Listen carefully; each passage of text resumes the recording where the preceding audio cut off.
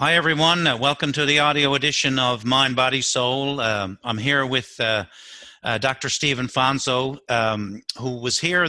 We talked at length, and I would recommend that everybody go back and listen to the first two interviews that I did with Dr. Steve. They're very insightful, eye-opening, and provide a wonderful perspective on life. But today we're going to talk about a topic that I think a lot of people struggle with, and that's the topic of perfection. People tend to want to portray this perfect life where they have the perfect kids, the perfect house, the perfect marriage, the perfect job. And as we all know, perfection is something that is impossible to achieve. So welcome, Dr. Steve. Hi, thank you very much for having me again. I'm Wonderful speaking with you. very interested in your perspective on this topic of perfection. So let's get in and talk about why do you feel people have a need for perfection, to strive for perfection, to show the world that inside their little bubble everything is perfect? Well, the way that I've studied perfection, when I look at that as a human characteristic or trait within myself and the clients that I do, there's a few things I wanted to mention, kind of three things. The first is that we look at perfection from in a past sense. So, hindsight is 20/20, and so when we look back in the past, we'll judge ourselves as to whether we think our performance was up to snuff, as to what we would consider optimal or ideal, or in a certain sense, perfection for us. So there's a hindsight perspective to it. And then oftentimes when you're in a tremendous amount of judgment of yourself in the past, now when you think of doing future activities, you could be really hesitant, because within that hesitation is a comparison to what you think of how your performance was in the past. And so now you're hesitant in the future, and you might call it like a perfectionist syndrome, or everything's got to be perfect. But what's actually happening when you're hesitant on moving on something of perfection is that there's a tremendous amount of internal judgment on yourself and your past performances. And so that creates that hesitation moving forward. So it's kind of like whether you're kind of caught both in the judgments of the past producing an anxieties of the future. And the best way that I've found to mitigate that, so to speak, would be what I've done with not only myself in self-study, but with other parents and clients, is that when we look back at areas where we thought we were mediocre, when you actually look at those particular moments of mediocrity and you begin to dissect those a little bit, you have a really neat realization. Now I'm fast forwarding this exercise for people, but when you go back and you look at moments where you were mediocre, you'll actually realize that that was the best that you could possibly do in that moment. In that moment, we always are doing the absolute best that we can in every given moment. You're doing the best interview that you can possibly muster up in this moment, and I'm doing the best interview that I could possibly muster up given my life experience in this moment. Now, if we were to look back on this interview in a year from now, we might say, oh boy, that was less than perfect. That was less than ideal. And if we get too caught up in that assessment, we might hesitate on future interviews, or we might try to curb our behavior in future interviews, and we might hesitate. So we have to recognize that in any given moment, based on the amount of energy that we have and vitality in the moment, and based on the information that's available in a moment, we're doing our absolute best in the moment. And perfectionism only comes in when we're judging ourselves in hindsight, or now we're anticipating and fearful of reproducing that judgment in the future. So in a summary, know that you are doing the absolute best that you can in any given moment based on the amount of available energy you have in a given moment, and based on all your available information that you've mustered up to this point in time. and it will never be good enough in the future because you're learning and growing. And the future will always be exactly kind of what it needs to be, but it's tough to assess that. So anyways, that's kind of the art of being present with what is, and appreciating yourself and valuing yourself in any given moment, knowing that you're doing your absolute best, which was actually the last kind of little excerpt in the book was, you're doing your best and your best is good enough. And that knowing, that complete understanding and knowing is essential to mitigate the fears of the future, of that perfectionism, and also to ameliorate some of the judgments of your past performances, because they were the best that you could muster up in that moment. So when we talk about success and failure, and we tend to always put judgments on that success and failure, so what do we focus on more? The success of wanting to be successful, or the fear of or failure? Or do we, instead of looking at everything that we do in terms of success and failure, maybe a better way to look at it is, what did we learn about the situation that we came through?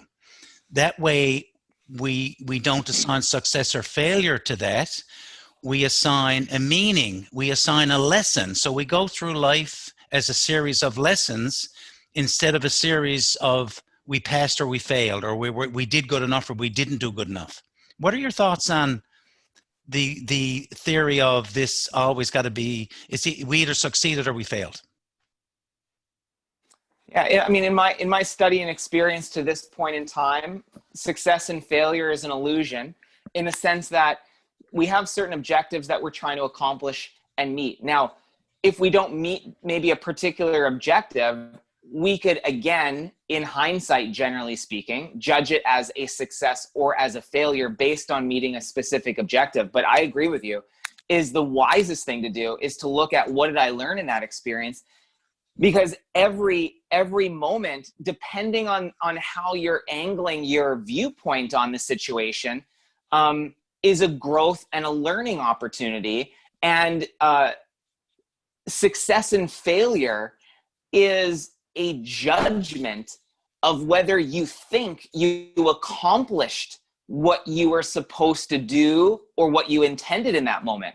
And so, again, if you want to live in the judgment world, then you will be consistently judging success or failure, and you'll be caught in the emotional self-worth, up and down kind of roller coaster of self-worth based on, oh, I succeeded, yay, I'm prideful and I'm worthy. And then, oh, I failed and now I'm not worthy. And you will, vacillate in that emotional uncertainty as you go back and forth with success and failure. And I agree with you, if you're wanting to drop that, let that fall away and put your emphasis on, what are we learning? How are we growing? What are we learning? How are we growing? And repeating that and developing a skill set to look at the situations of, what am I learning? How am I growing? And you will soon find that the scenarios and the experiences you go through, the less emphasis will be on success and failure, and the more emphasis will be on what I'm learning and growing. And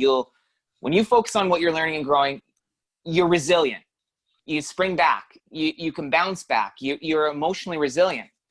Whereas your self-worth is really up for grabs on the success and failure judgment. So yeah, again, I reinforce and I support you on that one in terms of agreeing with, focus on the learning and the growth and the meaning of that moment for you.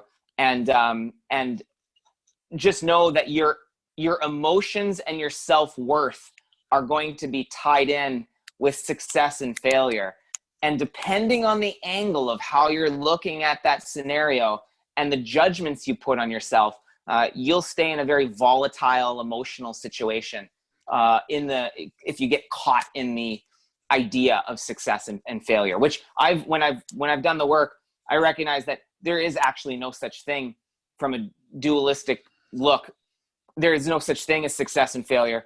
Only the center point of the learning, the meaning, and the growth that's involved in any given experience. So again, So we basically define. We decide that we define what success and failure is. And to me, success or failure is is being able to reach through all the stuff that life has thrown me and to grab on to something that I learned from the situation. So Steve, Mhm. why do people talk about the problem of forcing results instead of letting life happen? I think you talked in your book about that. We tend to continually try to force results instead of just letting life happen. Well, yeah, I'd encourage the listeners to just look at how they feel when they're forcing something and trying to jam through an outcome or try to jam through a result, and that feeling, and then what it feels like to trust in right timing, to trust in meeting the right people, to trust in your level of resourcefulness in a given moment, and contrast the feeling between those two. And I think that you'll feel and see that when you're in a trusting place, that number one, you're being authentic and you have a goal or a vision you're working towards, and you trust that you're taking the daily actions or you're taking the steps towards that, and you're feeling the progress in you taking consistent action towards that, versus trying to force and jam something to happen in a tight time frame or a timeline. You'll find that one gives you a very different feeling in your body. And so when I was, the feeling of, for parents, let's say, because I've seen this, is when parents are trying to say, force their kids to walk, or, really kind of push different developmental levels. I learned very early on in homeschooling our kids that, my daughter was basically wanting us to read to her over and over and over again. And she was still, classically in grade 1 and not reading yet. And she just wanted to read, just get read to. And, my mom being a teacher, she was kind of getting a bit antsy because, Sure. my daughter was supposed to be reading by that point. And understandably so. She was a teacher and she was grown in that model. And so I had to trust that right timing. We're planting the seeds, we're fertilizing the soil, we're putting the nutrients in, and that right timing will be. And I'll tell you, she said she was technically in grade 1, near the end of that, what that year would be, she said, "You know what? I'm ready to read." And literally within a week, she was reading novels. Within a week, she had all the information, she absorbed all she needed to up until that point, and the switch flipped and she was ready. And she knew she was ready because she said, "I'm ready to read." And as soon as she said that, she dove right into the books and was reading much beyond what a grade 1 level reading was. She was diving into novels within a week. It was probably one of the most eye-opening experiences I had homeschooling our children, was trusting in right timing through a learning process like that. And she definitely demonstrated to me that when the timing is right, and when all the information, the systems are ready to go, you'll be ready to go. And so I've worked at translating that into my own life, into writing the book and our business practices, and serving and helping people and coaching them. And, there is a right timing. When you try to force things, it doesn't work out as effortlessly and abundant as if you just trust and allow the processes to work, given that you kind of can hold that type of mindset, and again, she taught me a wonderful, wonderful lesson. And it was just giddy to see that process in motion like that. It was a beautiful, beautiful experience. So I won't forget that one, because that was a reinforcement, Steve. Trust in right timing. I guess the issue is a lot of people don't trust themselves, huh? And that's in my practice. That's what I find. You want to make a decision. If you don't trust yourself, you'll ask 20 people and they'll all give you their own opinion. Well, if I were you, this is what I would do. I don't think you should do that. Oh, you got to be crazy to do that. I think one of the best gifts we could ever give ourselves is to trust ourselves, because we all have the answers inside. We all have all the answers. We just need to trust ourselves, go inside and look for those answers. So does this follow through in when you talk in your book about a wanting mindset? Is that kind of the thing where you want your kids to be at the same level as other kids? You compare them to other kids, and would that? How would you talk to the Yeah. wanting mind, the problem of a wanting mindset? Because if you have a wanting mindset, it means you don't have something. That's problematic. Yeah, it can be, and part of that is a dishonoring of natural rhythms. Like I can want my flower to grow in my garden. That's very easy to want that, and I could try to force that particular flower in that garden to grow as fast as the one beside it. But the one beside it might be a different species compared to the one that I'm trying and wanting to grow. And so there is a right timing. I mean, we know there's perennials and there's different flowers in the garden that grow at individual timing based on their individual makeup. And we don't expect them to grow. You don't expect something that blossoms, or peaks in the fall time. You wouldn't expect it to peak in early spring, or you wouldn't even expect it to peak in midsummer. The expectation is that it's going to peak in its right timing, because it's that flower. It's that flower's essence to grow and peak at that time. And nature is a great reflection for us to watch natural right timing of things. And I think, we're part of the animal species, and there is right timing with things. And again, you could try to force it, but no matter how much water and no matter how fertilizer you put on that flower, if its peak timing is ready to go in fall time, it will not go sooner. It will peak in the fall. And so, when we have expectations on our kids to peak with other kids, to me, we're doing them an injustice to not honoring their natural makeup and their natural rhythms. Now, I'm not saying being mindless and not being accountable to any particular outcomes for our children or desires for our children. It's just when you kind of step back and look at them as evolving in nature, and nature part of their makeup and growing as part of their makeup, then as you back off, you could let them flourish in their individual timing and watch in awe, more so than trying to force and want something and getting obsessive about your own needs being fulfilled, that they're flourishing in certain areas. And so to me, hey, just kind of like back off a little bit, just kind of stay out of the way, less interference, and providing them with the healthy support that they need and letting them grow in right timing. That to me is honoring of their core nature. Just like we honor a flower's core nature of its timing. We can also do the same thing.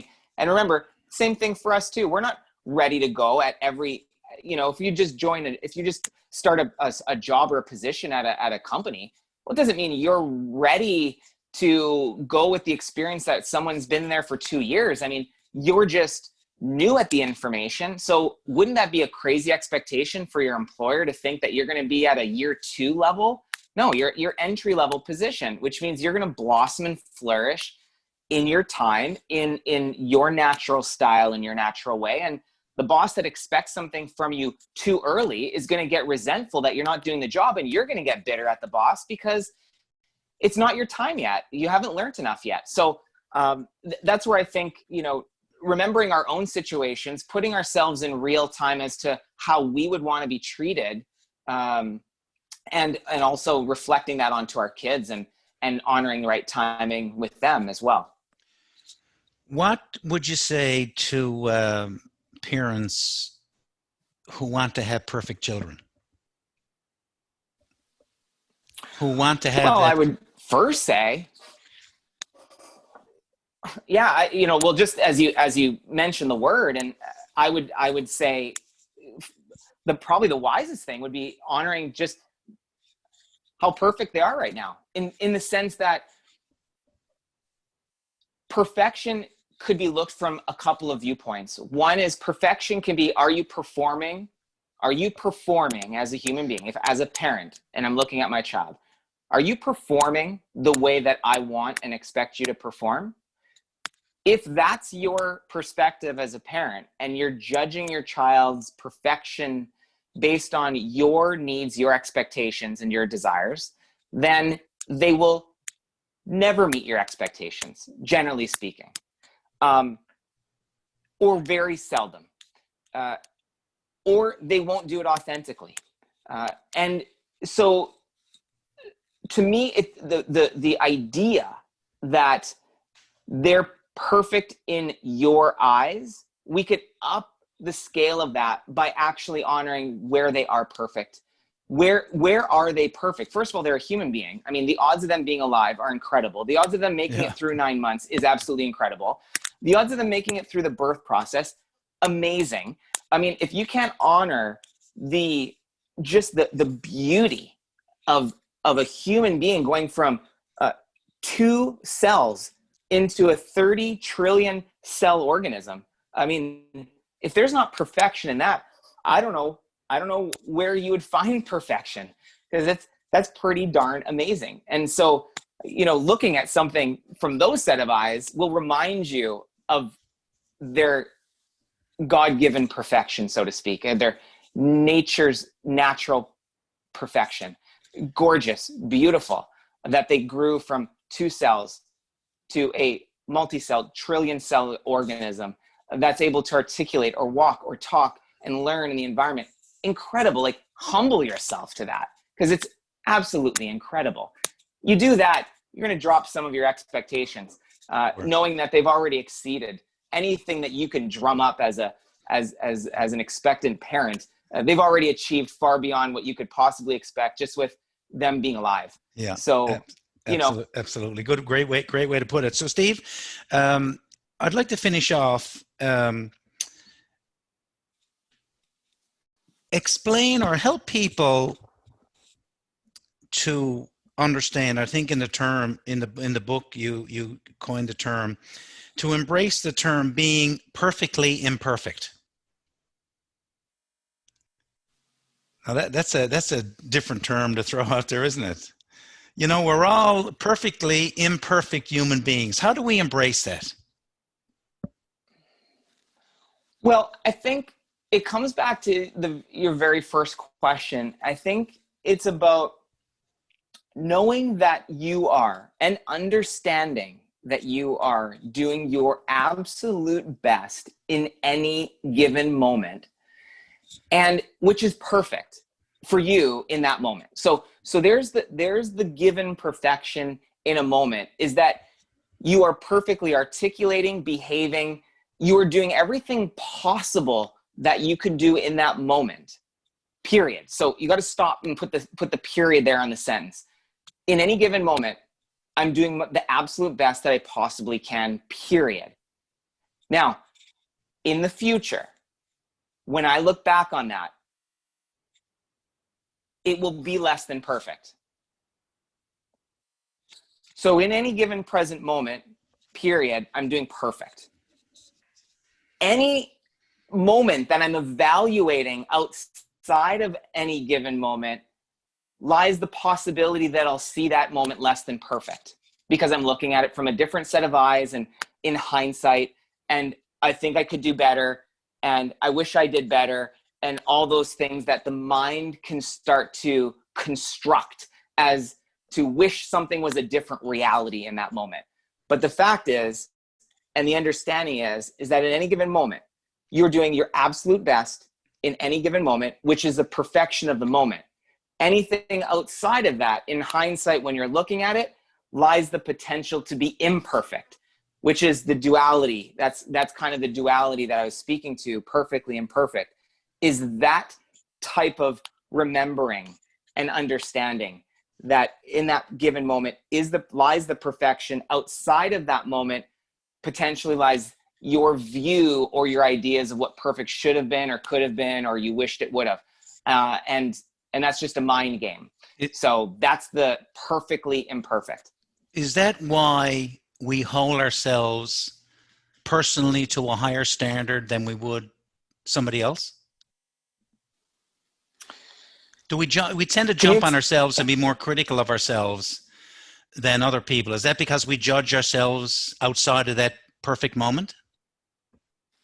Yeah, exactly. That's exactly it. We're judging ourselves outside of that perfect moment. We won't judge ourselves in the moment, because in the moment we're doing our absolute best we can, and there isn't really the judging mind in the moment. You are living in the moment, behaving and performing in the moment. And the judging mind only comes outside of that.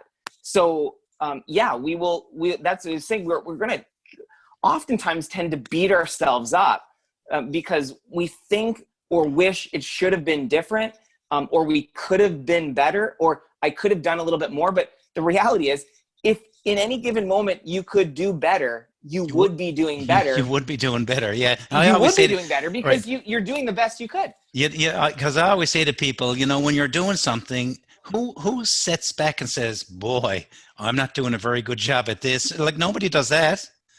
Everybody at the moment figures Right. they're doing the best that they can. That's exactly right, Gary. Yes. Steve, and that's the catch. We catch ourselves in that mindset, and it's just good to keep that frame of reference in mind as you go through a perfectly imperfect life. Is in the moment you are doing your absolute best. And I can't encourage parents anything more than that, is to remember they're doing the best, and you're growing and learning as you go along, and those moments will keep evolving and keep changing, and each moment will still be perfect for that given moment and fraction of time. Steve, a great conversation, eye-opening. I really encourage all our listeners to go back and listen to the first two interviews. They're certainly eye-opening. Will give you a wonderful perspective on life and provide some great insight. Dr. Steve, thanks very much. I really appreciate those three interviews, and I'm sure we'll be talking again at some point in the future. Thank you, Gary. Much appreciated. Really value what you're doing, and thank you for helping the world out. Appreciate it.